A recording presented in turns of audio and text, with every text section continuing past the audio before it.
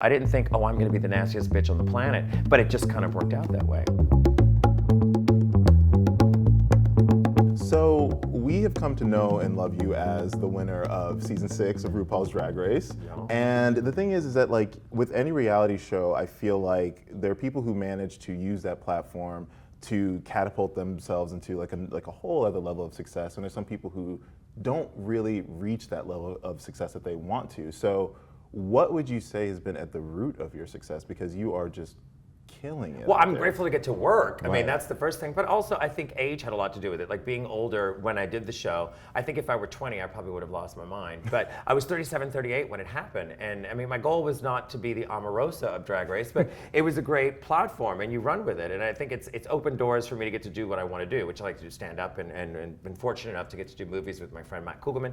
And also just wrote a book. So it's like the world has kind of opened up. And I think we live in a PC world right now. Everything is offensive, so I'm enjoying the fact that I'm, anti-kind. You got to go out and just speak your mind, and I think that it needs to be heard. So I've been very lucky to get to work. So I'm grateful for that. But I don't know if it's a formula. I didn't think, oh, I'm going to be the nastiest bitch on the planet, but it just kind of worked out that way. Well, there you go. Yeah, everybody else is thinking it. I'm just saying it, so it's worked out well. And you mentioned because you had a really great career as a drag performer before RuPaul's Drag Race. Yeah, we're as very you mentioned. lucky. Right. Yeah. And so how would you say that your art as a performer has evolved over the years? Like just really thinking back to where you started and where you are now. Well, it's always a hustle, and I think now you have to hustle more than ever. And a lot of people think you're sitting back eating bonbons, having this glamorous life, but it really doesn't work that way. Now you got to work harder than ever because everybody's looking at what you're doing. And especially with social media, I mean, we live in this world now where everybody can find out where you are at any moment in time, and they judge you by it. And the thing is that I don't care, because usually it's, a 13-year-old girl in Phoenix, Arizona who's saying, I don't like your wig, fuck off. I mean, and people go, do you get upset about it? And I try not to get upset about it because I know in my heart that one day she's gonna die. And that makes me feel a lot better.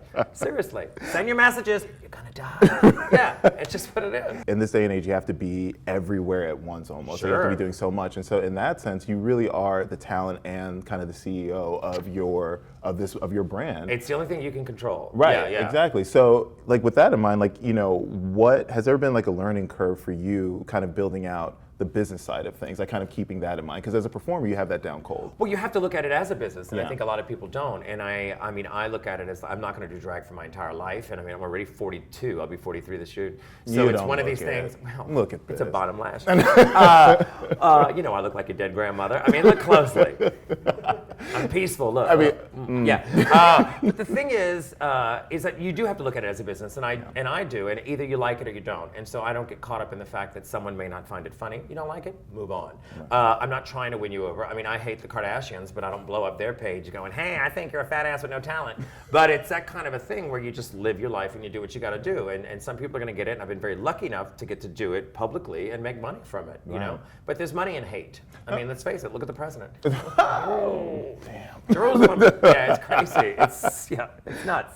And so kind of speaking of the business, because you've expanded yourself to film, TV, books, cosmetics with your makeup remover. Yeah, remover. And so I can't do a real beauty product. No one's ever going to go, what lipstick is that? But they will ask, what the fuck takes that off? And that's why I did a remover. I thought, if it can remove this face, it can do anything. You're golden. Completely. And I would love to kind of talk about the film, because I know that you recently released a sequel to your 2016 film, Hurricane you know Bianca. the year. It was Of course. I mean, 2016. come on God, now. I didn't realize how long ago. I do my research. I appreciate it. So I would love for you to tell me a little bit about it, because it's, for people who don't know, they may think it's just like a campy, fun, ridiculous, series of movies. But Yes there's and something, yes. yeah, exactly. But Yeah. there's something deeper in it. So Yeah. I'd love for you to tell me a little bit. Well, I think the about great thing about it was with the original film that Matt Kugelman had written, and he's a friend of mine, and we were dealing with a serious topic, but done in a comedic way. And most people didn't realize that in 29 states it's legal to be fired for being gay. Right. Which is insane to think about, that's even a possibility. So that was the subject matter, but it was done fun, and I was a science teacher who experienced, hate and ignorance in Texas. Shocking. But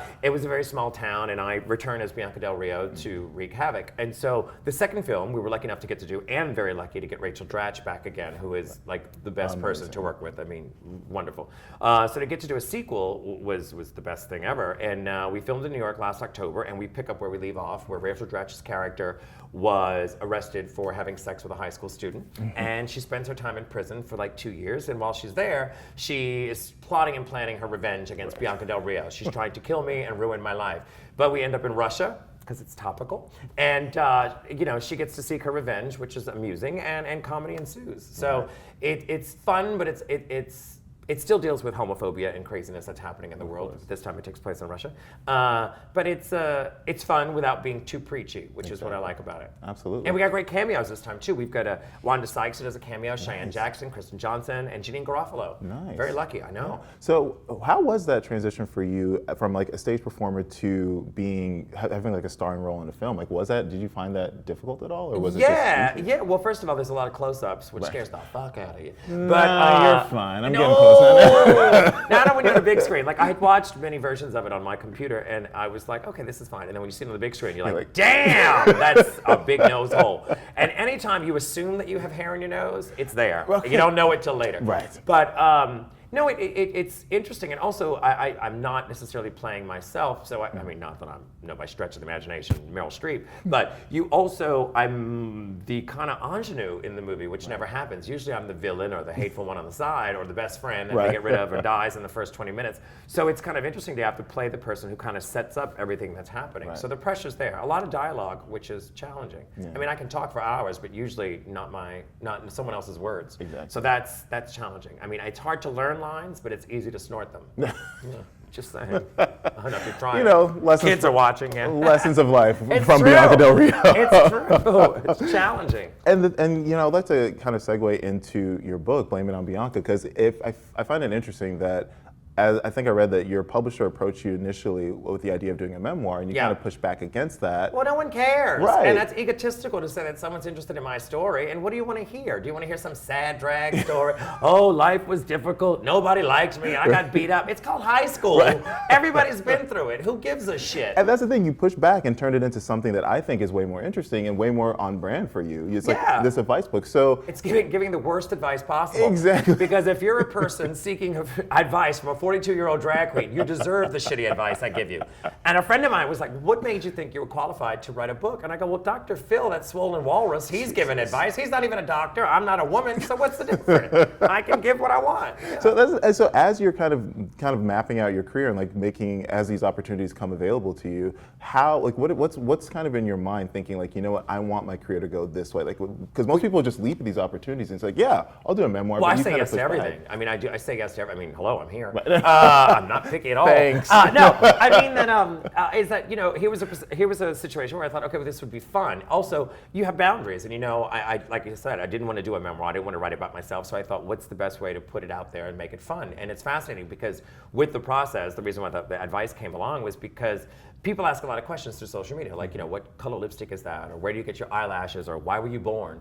And that's just my family. So I thought I need to address it in a way that would make it fun to read. Like, what type of book would I want to read? So it's definitely something for you to sit back and cackle at. But it came about, and I thought, okay, this seems fitting, and this seems like it's going to make sense, and why not? Why not do a book? I'm not going to do an album. I'm not going to sing. I'm not going to. There's enough horrible drag queens singing. I think you should. No, you don't need that. No, especially when they do that spoken word over music. Oh, man. I'm fierce.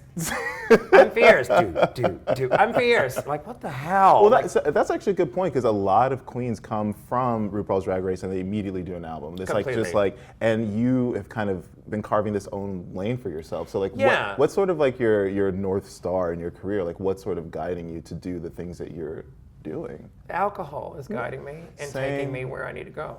No, we're here. I don't know what I want, but I know what I don't want, which is kind of like, I think, worked out well for me. If it's something comes about and I'm like, no, that's not my cup of tea. And I had management at one point that had discussed about doing an album, and they thought this would be great, and many people sent songs, and I use that term loosely, but they were, interested in me doing it, and I thought that's not what I would want to do. Like drag queen music doesn't appeal to me. Now there's people that can sing, and that's amazing and good for them, but I just knew that the other route for me was better. I prefer an audience, and I like to travel, and I like to do stand up, and I'm not a lip sync, singing, dancing, twirling girl. No, let them have that. I'm good. I say I didn't have to lip sync on the show, so why lip sync in real life? Boop. There you go. There you go. So I feel like it's one of those things where you seem to have such a strong sense of who Bianca Del Rio is, like what this character is, what this character can do. And has that ever wavered for you? Has there ever been? I'd love to hear kind of like the evolution of Bianca Del Rio as it pertains to this character? Well, it kind of snowballed. I mean, I think with everything, I didn't plan to be a comedian. I didn't plan to be a drag queen. It just kind of evolved. Because you started off doing costumes, yeah, and you had the makings to be a drag queen because I did hair and makeup and costumes and stuff for theater, so it kind of led to drag. And I think that my personality, so to speak, came about because I was doing every gig there was, and I was doing a bingo, and then at 3 o'clock in the afternoon on a Thursday. Ooh. When you deal with that kind of audience, you definitely learn how to be a bitch. So. You know, you dealt with that, and then also with drag shows, I would always be the host, and I was the one who had to kill time, you know, because the drag queen was changing from one hideous outfit to the next, and you had to kill time with the audience, and because people were not interested in what you were doing is where the hate came about. I mean, think about who's in a bar on a Thursday at 3 p.m., a bitch that doesn't want to see me. So it kind of evolved into my act, and I didn't think of it that way until I got to New York, and someone said, well, what is it you do? And I'm like, well, I'm a bitch, and they were like, okay, great. That's enough. And it worked. So it kind of evolved into it, and then it became an act, and it became what you do, you know, nightly with an audience. Right. And it's my favorite thing to get to do because it's fascinating the information that people give you. And I always say that if I didn't wear a wig, I'm called a nasty fag, and then I wear the wig, they go hysterical. So it's the packaging to get away with it. Yeah, that's how you get away with it. It's a game I play. Yeah.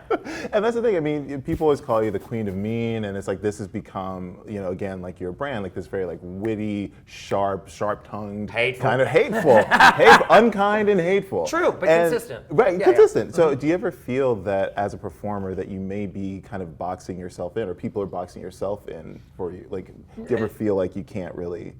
Well, no, I think, well, like I was saying before, I think in the world we live in, it's important to be hateful. It's important to be honest. And most people don't expect someone who looks like this to be honest, but there's always comedy and truth. And I think some of the funniest things are things you can relate to. Right. And most people, a general audience, would probably think, what is this drag queen? No, I can't relate. But then when you're up there having these conversations about anything, you know, whether it's the White House or racism or any of that, you can have a full conversation and people go, oh, it makes sense. Right. So, you know, nothing's off-brand, and I think it's important to talk about everything. I'm an equal opportunity hater. I hate everyone, not one specific group. I hate them all. I hate myself. I mean, look at the choices I made. I mean, today I'm like, oh, I should have got a real job. Well, damn. Yeah, no, missed that one. I wanted to be a veterinarian. No, I'm kidding. Oh, no, can you imagine? Well, no, don't do that. No, I don't care for that. I'm allergic to cats. Oh, well, imagine, pussy makes me cry.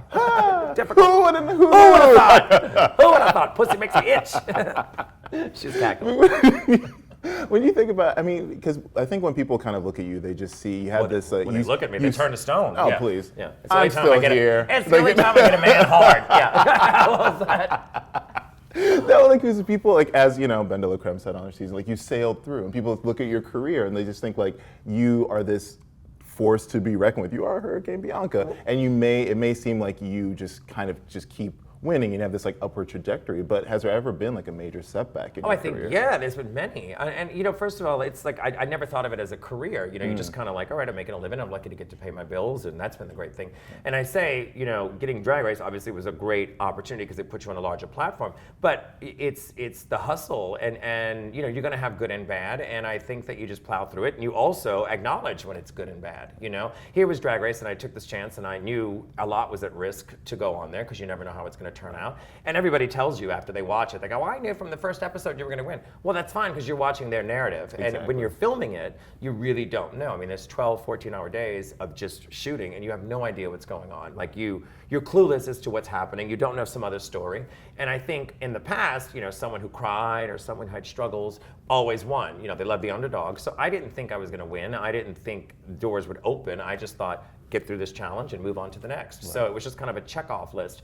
But I think in the end, having failure in my life in general has helped and makes you appreciate these moments that you go, I'm doing good, you know? I always tell my dad, you know, that it's like making dad proud, wearing a wig. But as long as I can pay my bills and I have no kids for them to watch, and I've never been to jail, things are good. Hey. Things are good. Yeah, things are good. So can you think of like a specific setback that you really kind of came out of it thinking, all right, I'm going to learn these lessons, and you applied it to something that, you know, turned out to be great? Like, was there any specific? Anything in particular? Not necessarily. I just think the hustle makes you makes you realize how lucky you are. You know, like the good and the bad. Like I said, I before Drag Race, I was in New York doing a show on a Monday night at 1 a.m. and 3 people were there. You know, and when you're doing, when you're doing insult comedy and you go to start the show and then the 3 people are like, we were here last week and we're your friends. So there's nothing else you can say about us. But then you get this opportunity to go on television and it's opening doors for other people. So I think the hard times made you appreciate it more. I find it interesting because you're basically presenting and selling a version of yourself, and you always have to be on. Like people always expect that from you. And so, because you've been doing this for a while, do you ever get burnt out? Like, have you ever lost your passion? Yeah, then you stay home. You know, I think it's difficult. If I were to complain, I'd sound like an asshole. So, I mean, I think that in fairness, you know, when you're out there, you do what you do. If you dressed up like the monkey, you got to dance, you know, and that's how I look at it. It's like, how lucky am I to get to work? I don't have to work in a cubicle. I don't have to punch a clock. Nothing wrong with it. But it's that type of thing where I'm grateful to get to do what I do. And I think that you have to look at it objectively, and you got to go, it could be worse. You know, I could be that toll booth taker, which I would be horrible at, you know, because I'd start talking to people. No, it'd be horrible. I mean, you'd never get through, because I'd have a whole conversation smelling exhaust. Imagine how high I would be, just talking shit with people.